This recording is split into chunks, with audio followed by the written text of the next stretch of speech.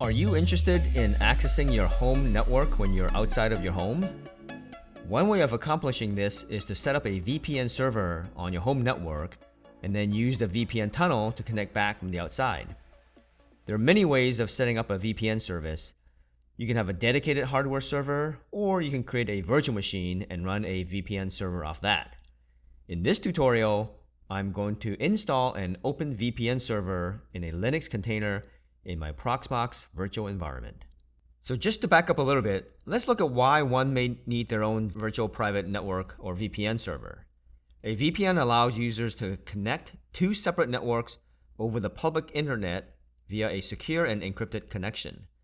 An example would be if you're at the Starbucks or in an airport and you're using the free Wi-Fi, you may want to have a layer of privacy and security to protect your personal information and sensitive data from being exposed to the public internet. Let's start creating a Linux container. I'm first going to click on the Create CT button up here to create a LXC for OpenVPN. In the General tab, we can set the CT ID, which I will make 302. And then I'm going to give it a hostname of OpenVPN-CT because that's what this container is going to do.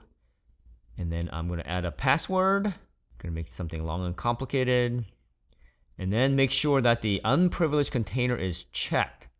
And then also that nesting is also checked. And I'm going to hit the next button. And we see the template tab. For the storage pool, I'm going to leave it as the only one I have. And then for the template, I'm going to use the Ubuntu 22.04 template. I'm going to hit next, and then we're going to get to the disks tab, and I'll be selecting the storage pool and the data size, which I'm going to all use the default of 8 gigs. I'm going to hit next. We see the CPU tab. Here, once again, I'm going to take the default of 1 core for this container. Hit next, and we see the RAM tab. And once again, the defaults seem fine of 512 megs of RAM and then 512 megs of swap. I don't foresee this LXC taking much resources. So I'm going to hit next, and now we see the network tab. Here for this demo, I'm going to set a static IP of 192.168.1.77. Make sure you put the CIDR notation of 24 for the subnet. I'm going to use 192.168.1.1, and then I'm going to leave the IPv6 as DHCP.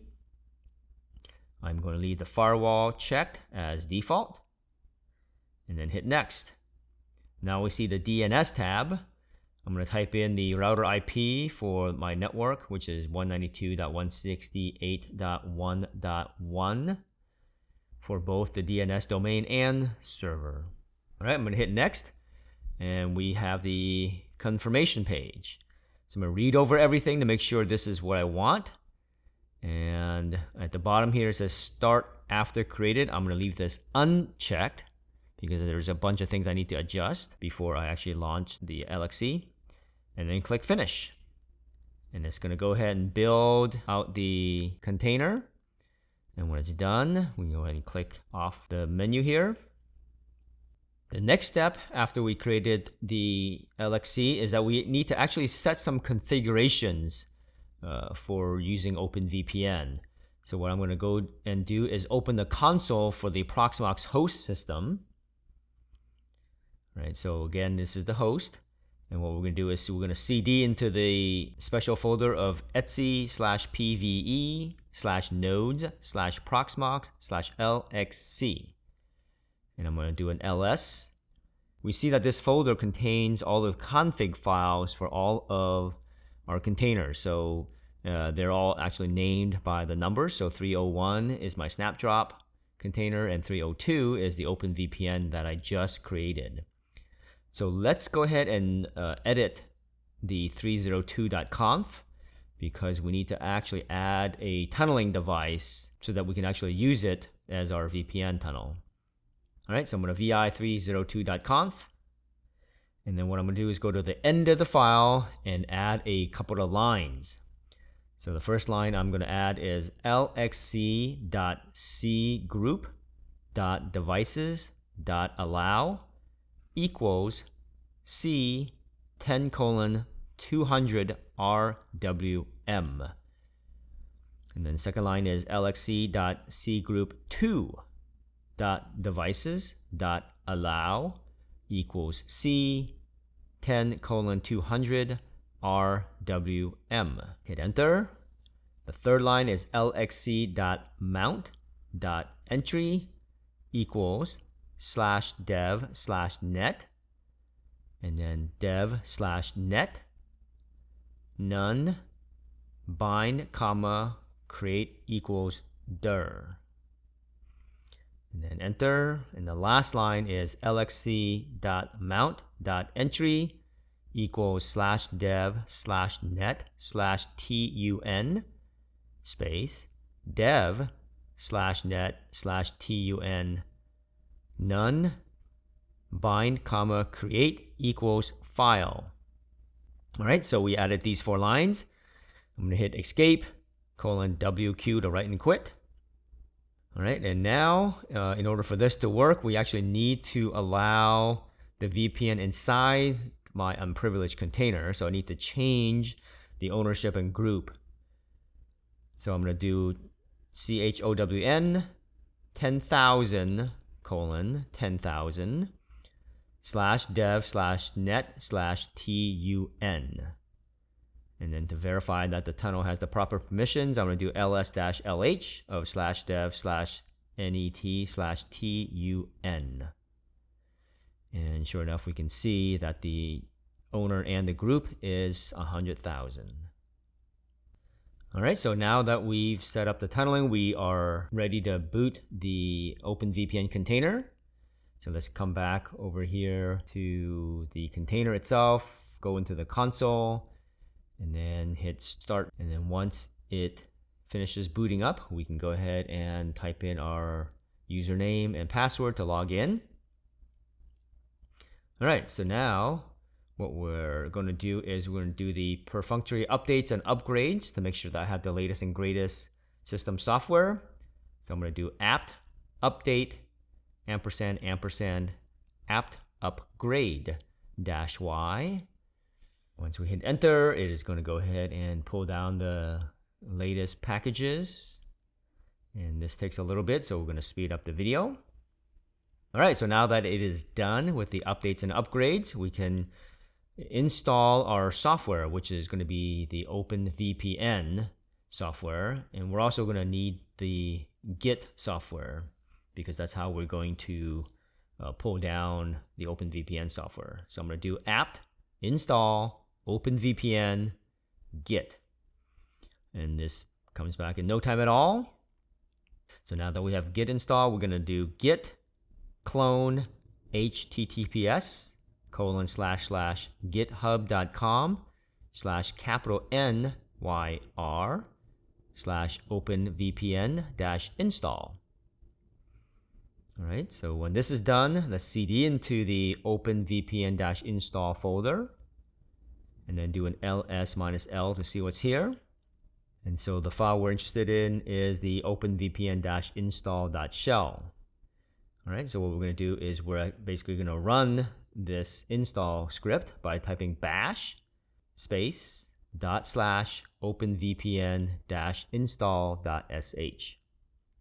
All right, the first thing it's going to ask us is we can enter in a public IP or host name.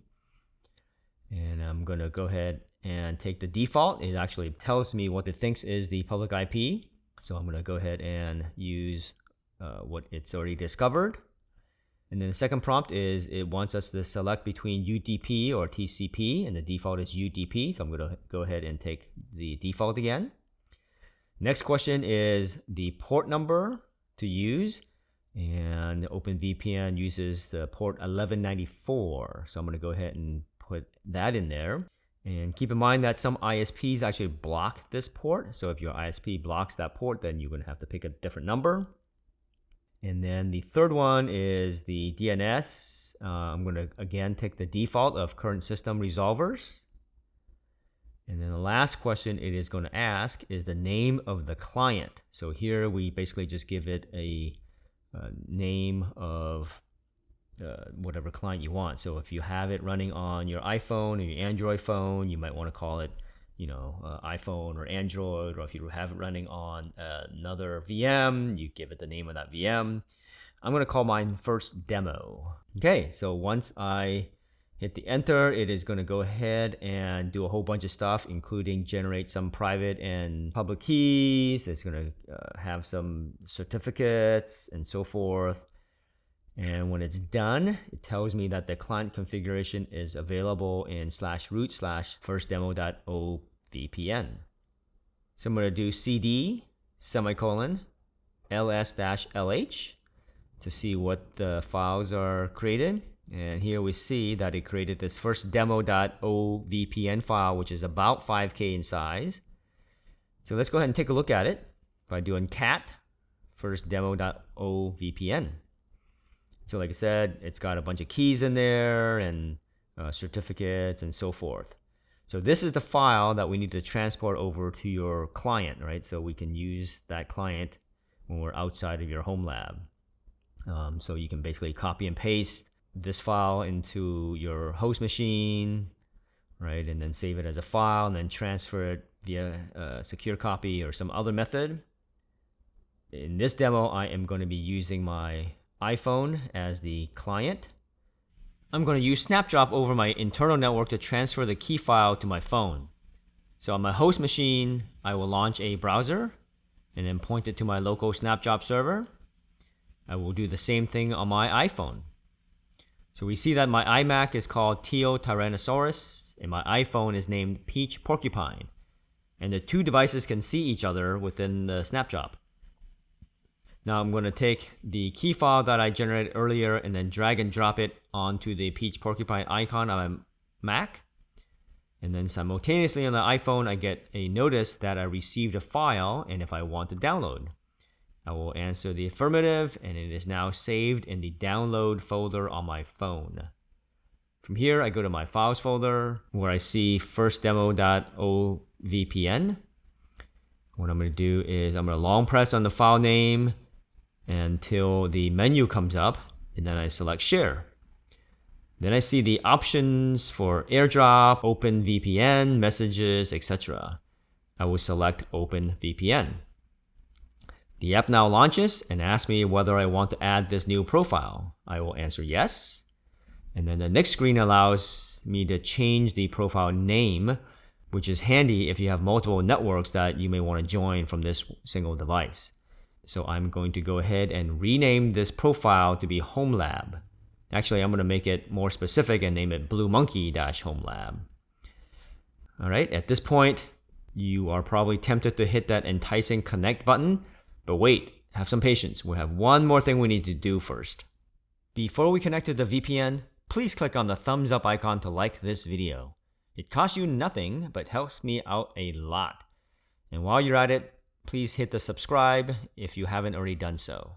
All right, now we can continue to make changes to our router configuration before we actually connect to the VPN. All right, the one thing we need to do before connecting to the VPN is that I need to set up port forwarding on my homelab router to allow traffic to this port to be forwarded to the OpenVPN server. So note two things is that one, this is a possible security hole into our network. And number two, I'm making the assumption that the external IP will not change. And I will address both of these in a different video. All right, so everybody has a different router, so this may not apply to you, but the idea should be the same. For me, I have a Verizon router, so what I'm going to do is log in and then hit the Advanced tab at the top. And then look under here where it says Security and Firewall. And then under there is something called Port Forwarding. All right, so once we have the port forwarding menu up, we can make some changes. So first thing it's going to ask you is the application name. I'm going to put OpenVPN. And then it's going to ask you for the original port. I have it set as 1194. And then the protocol is UDP.